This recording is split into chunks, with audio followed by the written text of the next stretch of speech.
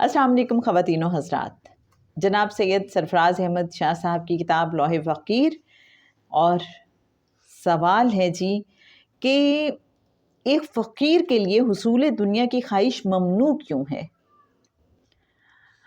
آپ دیکھیں کہ جب بھی روحانیت کی بات ہوتی ہے تو عام طور پر میرے اچھے ناظرین یہی کہا جاتا ہے کہ جی دنیا کو دل میں جگہ مت دیں۔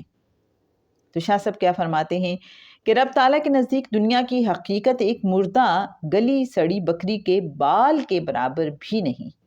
رب تعالیٰ جس کو دوست رکھتا ہے اس کو حقیر نہیں بلکہ اعلیٰ چیز دے گا۔ اس کا ایک ثبوت یہ ہے کہ آپ صلی اللہ علیہ وآلہ وسلم اگر چاہتے تو کوہ احد سارے کا سارا سونے میں بدل جاتا، لیکن آپ صلی اللہ علیہ وآلہ وسلم نے ایسا نہیں چاہا۔ اگر دنیا اللہ کے نزدیک پسندیدہ چیز ہوتی تو سب سے پہلے وہ اپنے محبوب صلی اللہ علیہ وآلہ وسلم کو یہ عطا فرماتا۔ جس طرح کوئی بچہ آگ کا شعلہ پکڑنے کی ضد کرتا ہے، اسی طرح ہم بھی دنیا جیسی حقیر چیز کے حصول کی ضد میں لگے رہتے ہیں۔